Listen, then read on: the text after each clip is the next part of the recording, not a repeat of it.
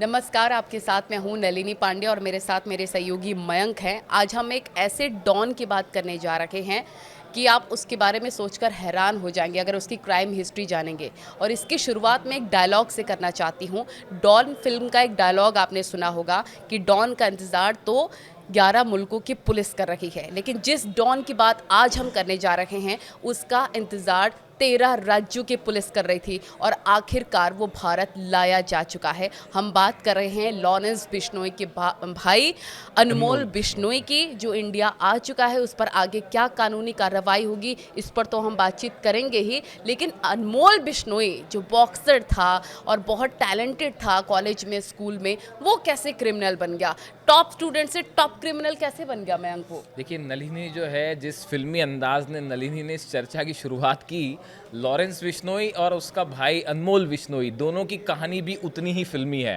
और जो इन्होंने कहा वो बिल्कुल ठीक था कि डॉन का इंतजार 11 मुल्कों की पुलिस कर रही थी और 13 राज्यों की पुलिस, दिल्ली, पंजाब, हरियाणा, राजस्थान, महाराष्ट्र, चंडीगढ़, पश्चिम बंगाल, बिहार, उत्तर प्रदेश, उत्तराखंड, हिमाचल प्रदेश, मध्य प्रदेश, गुजरात, 13 राज्यों की पुलिस को इंतजार था अनमोल बिश्नोई का, जो अब भारत लाया जा चुका है। और इतना ही नहीं, कनाडा, अमेरिका, पुर्तगाल, दुबई, अजरबैजान, फिलीपींस, ब्रिटेन, इन सब जगह भी जो है वो वांटेड है अनमोल बिश्नोई। अब देखिए, ये भारत लाया जा चुका है और इन दोनों की कहानी जो आपने बोला, बेहद दिलचस्प। देखिए, लॉरेंस बिश्नोई के बारे में तो आप सब जानते ही होंगे, आपने कई जगह पढ़ा होगा कि स्टूडेंट विंग का वो अध्यक्ष भी रह चुका है। मतलब वो पॉलिटिकल अपने स्टूडेंट के ज़माने में, जब वो छात्र था तब वो एक स्टूडेंट विंग का अध्यक्ष भी रह चुका है। पढ़ने में काफ़ी तेज बताया जाता है और लॉ की भी पढ़ाई करी है लॉरेंस बिश्नोई ने, और अब जेल में है।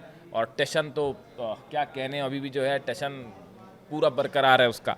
अब देखिए, ऐसा ही जो हाल है वो उसके भाई अनमोल का भी है। अनमोल को भारत लाया जा चुका है।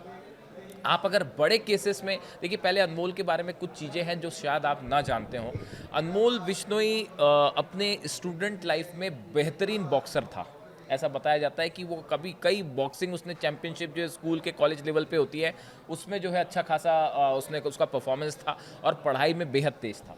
और अब सवाल ये है कि भाई, एक लड़का जो पढ़ने में अच्छा था, जो बॉक्सिंग चैंपियनशिप का कई जीत चुका है, उसके बाद वो एक इंटरनेशनल गैंगस्टर कैसे बन गया? उसको इंटरनेशनल गैंगस्टर ही कहेंगे, भारत से लेके कनाडा से लेके अमेरिका तक, सब तरफ। देखिए, और आप अगर केसेस की बात करें, देखिए, सलमान खान के घर पर जो फायरिंग हुई थी अप्रैल 2025 में, गैलेक्सी अपार्टमेंट के बाहर जो फायरिंग हुई थी, बताया जाता है कि उसका पूरा मास्टरमाइंड था, सब कुछ प्लान करने का काम जो है वो लॉरेंस के कहने पर अनमोल बिश्नोई ने किया था। यानी सलमान खान को लेकर तो लॉरेंस के साथ जो विवाद है वो आप जानते ही हैं कि चिंकारा वाले मामले में किस तरह से लॉरेंस बिश्नोई ने जो है वो धमकी दी थी। और चिंकारा जो होता है वो बिश्नोई समाज के लिए पूजा करते हैं वो उसकी, और बेहद सम्मानजनक स्थान होता है। और सलमान खान ने जब शिकार किया उसके बाद जो है लॉरेंस बिश्नोई और सलमान खान आमने सामने आए, वो एक पूरी लंबी कहानी है। उसके बाद से सलमान और लॉरेंस हमेशा आमने सामने ही और रहे। अमूमन आजकल हम देख रहे हैं ऐसे सेलिब्रिटीज को लॉरेंस बिश्नोई गैंग की तरफ से काफ़ी धमकियाँ आती हैं इस धमकियाँ तरह आती की। हैं। अब मैं जो बहुत ही दिलचस्प और बहुत ही जो चर्चा का विषय रहता है सोशल मीडिया पर आज तक, सिद्धू मूसेवाला मर्डर केस को लेकर जो बातें चलती हैं उसमें बहुत बड़ा हाथ लॉरेंस बिश्नोई का था। और अनमोल बिश्नोई जिसको भारत लाया जा चुका है, उसका कैसे हाथ था? उस पर क्या क्या कार्रवाई हो देखिए, सकती है? हाँ, देखिए, जो जैसा बताया जाया जाता है अनमोल की, अगर हम बात करें इस पूरे केस में, 29 मई 2022 को मनसा जिले में मूसेवाला की कार को 2 गाड़ियों ने घेर लिया था। हमलावरों ने अत्याधुनिक हथियारों से 30 राउंड फायरिंग करी। बताया जाता है कि 47 का इस्तेमाल हुआ था, जिसमें मूसेवाला की मौके पर मौत हो गई थी। सिद्धू मूसेवाला हत्याकांड में भी जो चार्जशीट के मुताबिक मेन मास्टरमाइंड और आरोपी है वो अनमोल बिश्नोई है। और ये कहा जाता है कि मतलब भारत ने ही नहीं, इस केस ने, देखिए, सिद्धू वाला की जिस तरह से हत्या हुई, उसने एक बड़े इंटरनेशनल नेटवर्क को सामने ला दिया था लॉरेंस बिश्नोई की। और भारत से लेकर कनाडा तक, अमेरिका तक सनसनी फैल गई थी जिस तरह से ये हत्याकांड को अंजाम दिया गया। और उसके बाद जो है इस पूरे मामले की जांच शुरू हुई कि कैसे सिद्धू वाला की हत्या हुई, उसके पीछे किस नेटवर्क का हाथ है। तब फिर लॉरेंस और अनमोल का जो है पूरा हिस्ट्री शीट उसके सामने निकल के सामने आई। और देखिए, ऐसा बताया जाता है कि पंजाब पुलिस ने जब इस पूरे मामले की जांच की तो हथियारों की सप्लाई, विदेशी हैंडलर्स और कनाडा के जितने मॉड्यूल्स हैं लॉरेंस गैंग के, इसको हैंडल करने का काम ऐसा आरोप भाई है करता था। कि उसका भाई किया करता था। यानी ये सिद्धू वाला मर्डर केस था। इस मर्डर केस के बाद से इस पूरे नेटवर्क का एक इंटरनेशनल कनेक्शन निकल के सामने आया। उसके पहले तक लॉरेंस बिश्नोई एक भारत के गैंगस्टर के रूप में उसकी पहचान थी और ऐसा माना जाता था कि भारत में ही उसका क्रिमिनल रिकॉर्ड है, लेकिन सिद्धू वाला के मर्डर ने इस पूरे इंटरनेशनल रैकेट को सामने ला दिया। और अमूमन ये जो छोटे गैंगस्टर से बड़े गैंगस्टर बनने का सफ़र होता है तय, वो इसी वजह से होता है कि एक बड़े नामचीन व्यक्ति का मर्डर कर दें ताकि नाम बन जाए। बिल्कुल बिल्कुल, ये बात आपने सही कही कि जिस तरह से अगर कोई भी गैंगस्टर अगर फेमस होना चाहता है और उसके निशाने पे कोई बड़ा स्टार कास्ट आ जाए, कोई स्टार आ जाए बॉलीवुड खास तौर पे, तो अचानक से वो फेमस हो जाता है। और ऐसे ही कुछ लॉरेंस के साथ भी हुआ और ऐसे ही कुछ जो है वो अनमोल के साथ अब होता दिखाई दे रहा है। और देखिए इसमें बाबा सिद्दीकी हत्याकांड में जो चार्जशीट फाइल की गई, इसमें भी जांच के मुताबिक हत्या की पूरी प्लानिंग अनमोल ने विदेश में बैठकर रची थी। शूटर्स का इंतजाम करना, हथियारों की सप्लाई, टारगेट फिक्सिंग, सब कुछ अनमोल के निर्देश पर हुआ था।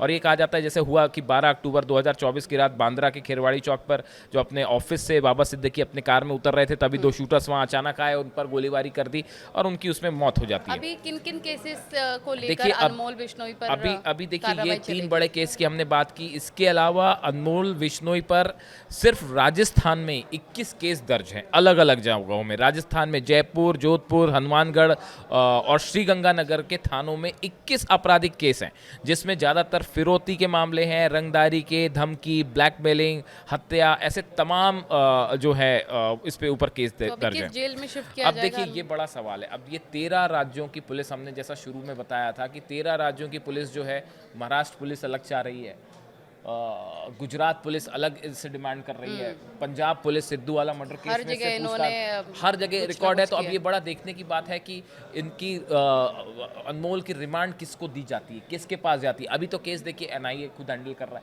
तो अब आगे कैसे मैटर बढ़ता है, किसके पास लेकिन इस बार इस बीच में एक बड़ा इंटरेस्टिंग बयान और सामने आया नलिनी।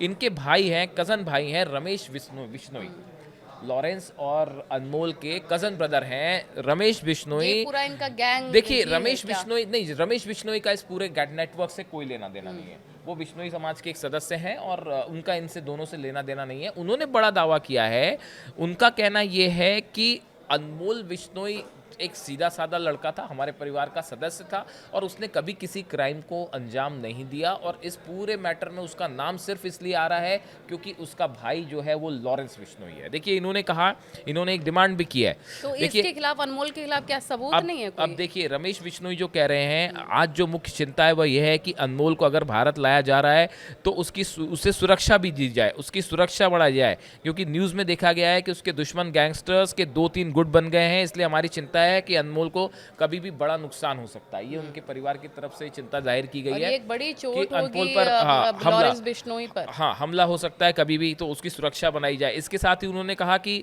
कानून तो अपना काम करेगा। हमने पहले भी कहा है कि हमारा परिवार कानून का सम्मान करता है, हम कानून के मानने वाले लोग हैं, कानून अपना काम करे, इसका हमने सदा सम्मान किया और करते रहेंगे। और हम ये मानने को तैयार नहीं कि अनमोल जो है वो हत्या करवा सकता है। ये जो दावा है वो उनके परिवार के सदस्यों ने किया है। अनमोल जो बिश्नोई परिवार है उसमें बहुत सारे लोग ऐसे हैं जिनका क्राइम से कोई लेना देना नहीं है। लॉरेंस का एक अपना गैंग है, वो अलग हो सकते हैं, लेकिन इनके परिवार का कहना है कि भाई ये जिस तरह से केस हुए हैं तमाम लॉरेंस पे, तो ये चूंकि अनमोल उनका भाई है, सिर्फ यही वजह है कि उसको तमाम क्राइम से जोड़ दिया जाता है। इसके खिलाफ कोई पुख्ता सबूत नहीं है और हम ये बात मानने के लिए तैयार नहीं है कि चाहे मूसे वाला मर्डर हो या चाहे बाबा सिद्दीकी का मर्डर हो, इसमें अनमोल का किसी तरह का कोई हाथ रहा हो। अब इसमें कई सारे बड़े सवाल हैं जो जिन पर नज़र बनाए रखनी होगी कि भाई इन अनमोल से पूछताछ कौन सी पुलिस करती है, क्या एनआईए खुद कस्टडी में रख के पूछताछ करती है। हम जिक्र कर रहे थे कि कैसे टॉपर से और इनका दिमाग इतना बिल्कुल, ज़्यादा तेज देखिए होता ये- है कि बड़े हाँ, बड़े क्राइम अब ये को करने से भी ये अब चूकते देखिए नहीं। जिस तरह से इसके लिए कहा जाता है लॉरेंस के लिए कि लॉ का स्टूडेंट था, या अनमोल के लिए कहा जाता है कि वो पढ़ाई में बहुत तेज था, बॉक्सर था और आज जो है वो तो अपना ये तेज दिमाग criminal। तो अब गलत ये तरीके से इस्तेमाल देखिए ये हाँ यही कहा जाएगा कि भाई अगर आप गलत रास्ते पे, क्राइम के रास्ते में आप दलदल में एक बार उतरते हैं तो शायद फंसते चले जाते हैं। तो अब देखिए किस तरह से इसकी रिमांड किसके पास जाती है और ये क्या खुलासे करता है। निश्चित रूप से बड़े खुलासे होंगे इस पूरे नेटवर्क को लेकर। और अभी सबसे बड़ी बात है कि यार लॉरेंस बिश्नोई इस पूरे मामले में क्या कहता है, इस पर भी नजर बनाए रखेंगे हम कि लॉरेंस बिश्नोई अपने भाई के भारत लाए जाने पर क्या कहता स्टैंड है। क्या हाँ स्टैंड क्या रहता और है, क्या ये इसको लेकर हम वीडियो जरूर हाँ नेक्स्ट इस पर जो भी बनाएंगे। अपडेट होगा वो आप तक पहुंचाएंगे। Thank you so much.